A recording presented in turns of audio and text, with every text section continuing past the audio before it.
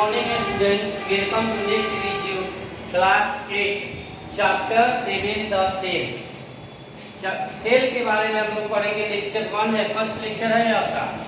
तो इसमें हम लोग सबसे पहले देखेंगे सेल। सेल क्या है? सेल का मतलब होता है कोशिका।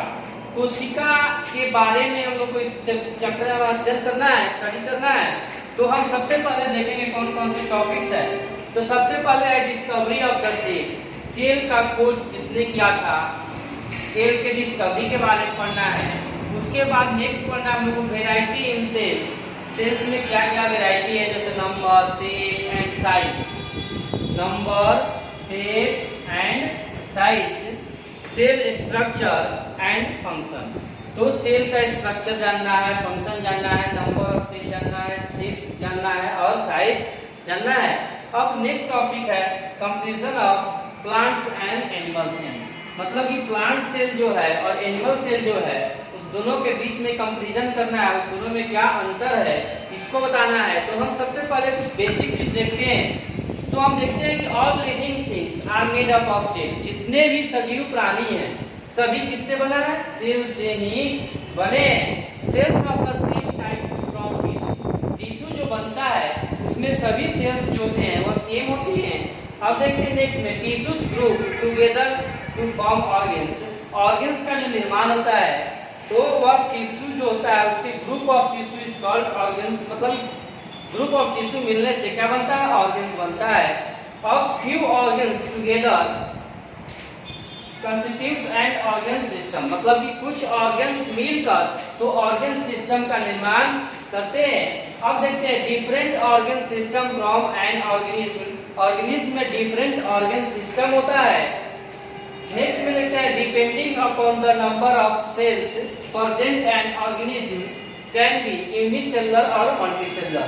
मतलब कि जीव में सेल का जो नंबर होता है उसके आधार पे दो भाग में हम जीव को बांटते हैं, एक यूनिसेलुलर और एक मल्टीसेलुलर। यूनिसेलुलर का मतलब होता है एक कोशिकीय और मल्टीसेलुलर का मतलब होता है बहुकोशिकीय जीव। तो यूनिसेलुलर जैसे यूनिसेलुलर में हम देखते हैं एग्जांपल में अमीबा, मल्टीसेलुलर के एग्जांपल में क्या देखते हैं? तो मल्टीसेलुलर में ह्यूमन बींग्स आ सकता है और सारे जीव भी आ सकते हैं, एनिमल्स भी आ सकते हैं। तो इस तरह यूनिसेलुलर और मल्टीसेलुलर दो भागों में बटा है जीव।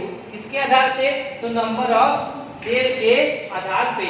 अब हम देखते हैं सेल क्या है। तो सेल जो है, cell is the basic structure और functional unit of living all living organism.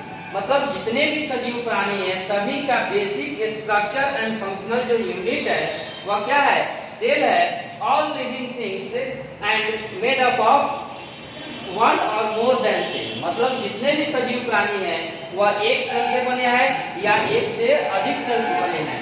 जो एक सेल से बना है उसको यूनिसेलुलर, जो एक से ज्यादा से बना है उसको मल्टीसेलुलर कहते हैं। अब हम एग्जांपल के तौर पे लेते हैं like a bricks and arrange to make a building. जैसे एक बिल्डिंग बनाने के लिए ईंट्स को अरेंज किया जाता है उसी तरह एक बॉडी जो बनता है cells to are arrange to make a an organism. मतलब सेल को अरेंज करके एक ऑर्गेनिज्म का निर्माण होता है।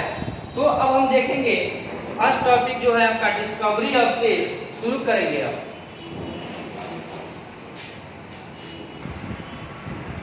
अब देखते हैं डिस्कवरी ऑफ द सेल। तो डिस्कवरी ऑफ द सेल की बात करते हैं तो सेल का खोज।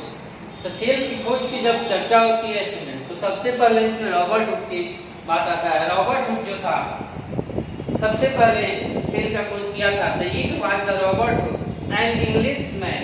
यह इंग्लिशमैन थे, मतलब कि यह इंग्लिश साइंटिस्ट थे, Englishman who first discover the cell in 1665। तो रॉबर्ट हुक जो थे वह अंग्रेज वैज्ञानिक थे जो सबसे पहले 1665 ईस्वी में सेल का खोज किए थे। He observed slice of the cork, part of a bark of trees under a microscope and observed a number of tiny compartments that appeared like a honeycomb. He gave the term cell to reach the box. देखिए सबसे पहले जो Robert Hooke थे अपने द्वारा बनाए गए self design microscope के द्वारा इन्होंने सेल का खोज किया। देखा, सेल को देखा, वो भी कैसा देखा, तो कर्व की तरह दिखाई दिया, जैसे यहाँ लिखा हुआ है part of A one of तीस का जो पार्ट होता है टूटा हुआ छाल का, उसी तरह अंडर ए माइक्रोस्कोप, माइक्रोस्कोप के अंदर से देखा और ऑब्जर्व किया कि वह छोटे छोटे पार्ट है, टीनी टीनी पार्ट्स हमको दिखाई दिया उसमें, और कंपार्टमेंट के रूप में जैसे हम लोग क्या देखते हैं, हनीकॉम्ब देखते हैं, मधुमक्खी का जो छत्ता देखते हैं, और उसमें जैसे कंपार्टमेंट होता है, उसी तरह रॉबर्ट हुक को दिखाई दिया बॉक्स की तरह, छोटे छोटे बॉक्स की तरह। अब देखते हैं कि hook did not know there real structure and function. Robert Hooke जो थे वह सेल का रियल स्ट्रक्चर नहीं बताए और ना ही उसके फंक्शन के बारे में बताए। His cell observation give no indication of the nucleus, और इन्होंने न्यूक्लियस को भी इंडिकेट नहीं किया। And other organelles found in the most living cells में कौन कौन से ऑर्गेनेल्स पाए जाते हैं इसके बारे में कुछ उन्होंने नहीं बताया, बस उन्होंने सेल का खोज किया। उसके बाद बहुत सारे साइंटिस्ट हैं रॉबर्ट हुक के बाद जो सेल के बारे में डिटेल से वन बाय वन स्टेप चर्चा किए। अब हम लोग पढ़ेंगे इसमें वेराइटी इन सेल्स। सेल्स का वेराइटी क्या होता है, सेकेंड टॉपिक है आपका वेराइटी इन सेल्स।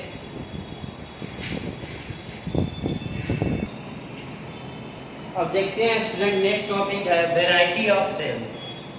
सेल्स का वेराइटी देखेंगे जिसमें नंबर, शेप एंड साइज के बारे में चर्चा करेंगे।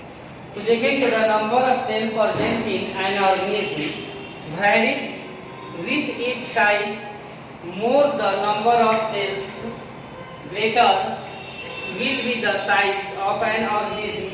Based on the number of cells, organism can be categorized into two types. two categories में डिवाइड किया है, यूनिसेलुलर और एक मल्टीसेलुलर। जैसे कि अभी हम बताए हैं इसी लेक्चर में आपको यूनिसेलुलर और मल्टीसेलुलर के बारे में। तो यूनिसेलुलर में अमीबा होता है, ईस्ट होता है, बैक्टीरिया होता है। इसमें एक खास बात ये होता है स्टूडेंट्स कि यूनिसेलुलर ऑर्गेनिज्म का जो निर्माण होता है वह एक सेल से होता है और इसमें जितने भी प्रोसेस होते हैं, लाइफ एक्टिविटीज होते हैं, जैसे रेस्पिरेशन हुआ, एक्सपिरेशन हुआ, इरिगेशन हुआ, डाइजेशन हुआ, ये सारे जो प्रोसेस है वह एक ही सेल के द्वारा संपन्न होते हैं। तो हम कह सकते हैं कि the unicellular organism all activities perform the only one cell, मतलब कि एक ही सेल के द्वारा परफॉर्म किया जाता है। मल्टी सेलुलर ऑर्गेनिज्म की जब बात करते हैं तो इसमें आता है cats, dogs, mango trees, human beings, ऐसे बहुत सारे एक्सेट्रा बहुत सारे एनिमल्स आएंगे। तो अब इसमें क्या बात होता है कि मल्टी सेलुलर ऑर्गेनिज्म जो होते हैं इनके अलग अलग ऑर्गन सिस्टम का निर्माण होता है अलग अलग कार्य के लिए, मतलब separate work to separate organ systems. यह इसमें ऑर्गन सिस्टम्स के द्वारा काम होता है और इसमें क्या होता है डिफरेंट ऑर्गन परफॉर्म से डिफरेंट बॉडी फंक्शन, मतलब अलग अलग ऑर्गन्स जो होता है वो अलग अलग बॉडी फंक्शन परफॉर्म करता है। अब देखते हैं सेल साइज। सेल का साइज देखते हैं। The size of cell can vary from micron millionth of metre to a few centimetres. Although most cells are the microscopes and can be only be seen under the microscope. कुछ ऐसे cell होते हैं जिसको microscope के द्वारा ही देख सकते हैं। Some plant and animal cells are visible to the naked eyes. Some plants और animal cells जो होते हैं वह naked eye के द्वारा विजिबल होते हैं। हम देखते हैं the ovule of Cycas plants is the largest cell found in plants, जो कहाँ पाया जाता है, प्लांट्स में पाया जाता है। नेक्स्ट चर्चा करते हैं the egg of an ostrich. Ostrich की जब चर्चा करते हैं तो ostrich is the largest animal cell. Ostrich का जो अंडा होता है, एग होता है, उसमें सबसे लार्जेस्ट एनिमल सेल पाया होता है। अब हम माइकोप्लाज्मा की बात करते हैं तो माइकोप्लाज्मा जो होता है सबसे स्मॉलेस्ट सेल जो होता है, स्मॉलेस्ट सेल दैट मेजर, इसको मेजर जब करते हैं तो 0.1 to 0.5 माइक्रोमीटर होता है। द यूनिसेलुलर अलगा Acetobacteria is nearly to 10 centimeter long. The size of the cell has no relationship with the body size of an organism. इसका बॉडी साइज के ऑर्गेनिज्म से कोई रिलेशनशिप नहीं होता है, या 10 सेंटीमीटर का होता है। अब हम सेल शेप्स के बारे में पढ़ेंगे। अब देखते हैं सेल शेप्स की बात चर्चा करते हैं स्टूडेंट। तो सेल शेप्स में देखते हैं कि cells have a different shapes which vary from organism to organism, मतलब एक ऑर्गेनिज्म से दूसरे ऑर्गेनिज्म का जो सेल होता है वो वैरी करता है, अलग होता है। अब देखते हैं the shape of the cell vary considerable in multicellular organism, they may be flat, columnar, elliptical, spindle shape or cuboidal shapes. The shape of a cells are related to its functions. उसका function से relation जो है उसको देखेंगे। तो some cells are irregular in shape like amoeba and white blood cells. Muscle cells are long and thin. Muscle cells जो होता है वो लॉन्ग होता है एंड थिन होता है। Guard cells are bean shaped. Guard cell का सेक्शन बीन होता है and mesophyll cells present in the leaf are long and rectangular, या लॉन्ग भी होता है और रेक्टेंगुलर भी होता है। अब हम नेक्स्ट लेक्चर में नेक्स्ट टॉपिक की चर्चा करेंगे, इसको आप लोग देखिएगा। थैंक्स।